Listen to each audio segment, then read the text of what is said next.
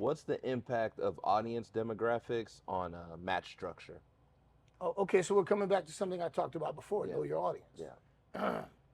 Um, the audience has a lot to do with the match because there's a synergy that takes place. When you're doing when everything is hitting on all cylinders and everything's right, you already have an idea of the kind of match you want to have.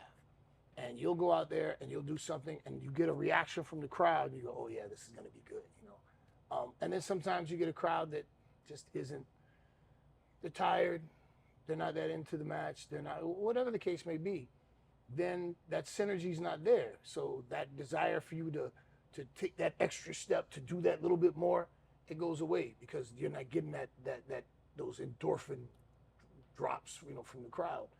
Um, I have seen, and I've just talked about this. I have seen matches that were, you know, what some would call, and I hate to use this term just because I hate the idiot who made it popular.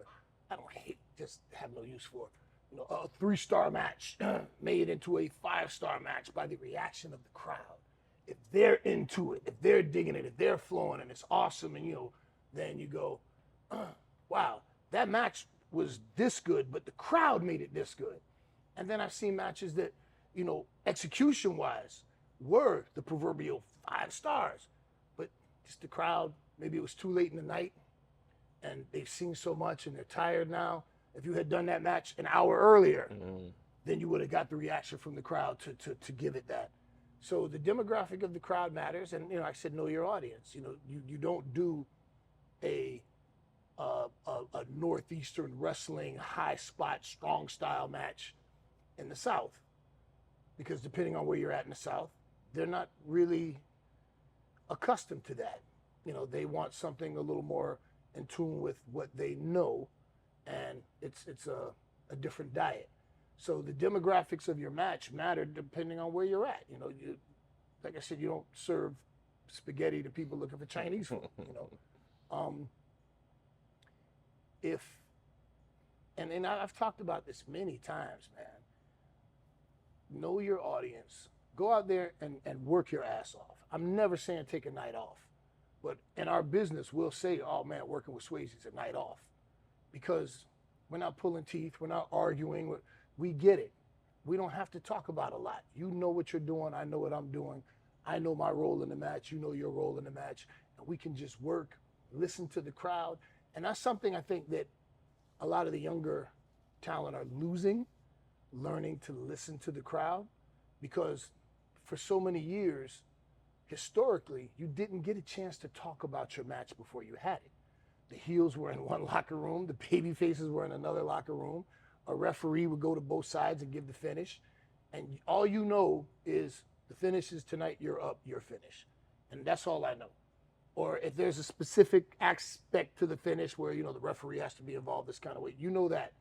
And then we're going to go out there and work, and we're going to talk in the ring, and we're going to make it happen. Um, and I'm not saying that, you know, spending several hours to put together your incredible, dramatic Jason Statham style match, because there's an audience for that, Right. and there's a crowd for that. But if you're doing live television, you have to remember it's live. Shit can and will go wrong. So you have to be able to work on the fly. The best places to practice that are in those shows where there's not a lot of people and it's not televised. So if you blow it, well, only a few people saw it, not the hundreds of thousands or millions on television.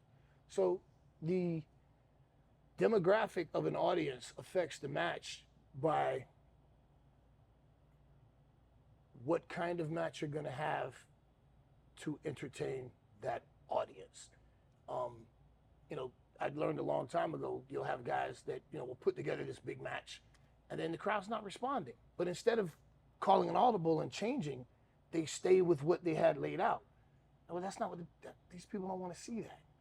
And I remember specifically, you know, talking about a match one time and there was a chop and the crowd came undone from the chop. Oh, well, we know what we're doing now from the chopped meat, you know. And whatever we were talking about before, That's out the window now. We're not going to do that now. Okay. We're going to on an audible. We're gonna change it. Well, we had an idea. We're going to go out there and do this awesome technical wrestling match. And these people want to see punches and kicks and brawls. Like in the heyday of Puerto Rico, the blood and guts day with Colon and Abdullah the Butcher and Flair getting color and all. Don't go out there and do no Johnny Saint technical wrestling. Those people don't want to see that. They'll boo you out the building. They want to see blood. They want to see a fight.